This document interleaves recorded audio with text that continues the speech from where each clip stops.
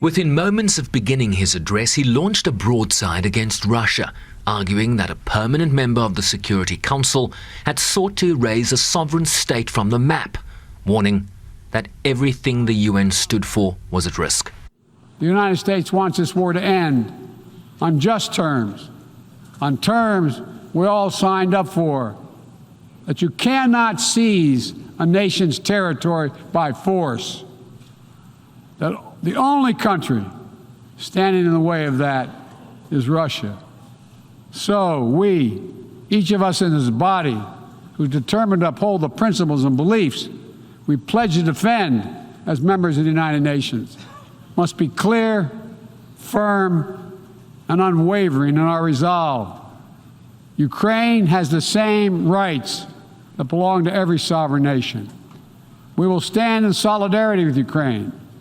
We will stand in solidarity against Russia's aggression, period. Biden said it was no secret that Washington championed democracy as humanity's greatest instrument to address the challenges of our time, while raising the issue of Security Council reform that has made little headway in the more than 12 years of intergovernmental negotiations. Members of the UN Security Council, including the United States, should consistently uphold and defend the UN Charter and refrain from the use of the veto, except in rare, extraordinary situations, to ensure that the Council remains credible and effective. That is also why the United States supports increasing the number of both permanent and non-permanent representatives of the Council. This includes permanent seats for those nations we have long supported and permanent seats for countries in Africa, Latin America, and the Caribbean. On food insecurity, additional funding. We're also taking down the food crisis head on, with as many as 193 million people around the world experience acute food insecurity, a jump of 40 million in a year.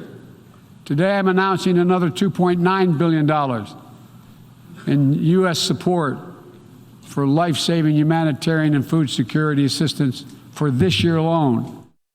He called on major global creditors to transparently negotiate debt forgiveness for lower-income countries, reiterated G7 pledges to mobilize $600 billion in global infrastructure investments, as he promised to work with nations to solve climate change.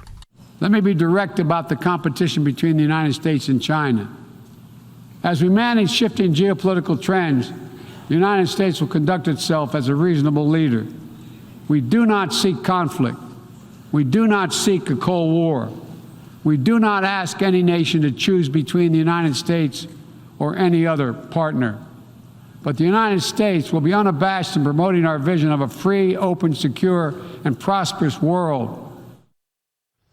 President Biden also told the Assembly that the United States supported the African Union-led peace process in Ethiopia, urged political dialogue in Venezuela towards free and fair elections, while advocating for a negotiated peace between Israel and Palestine, reiterating Washington's commitment to a two-state solution, despite the continued erosion of any such prospect given developments on the ground. Sherman Brycepease, SABC News, New York.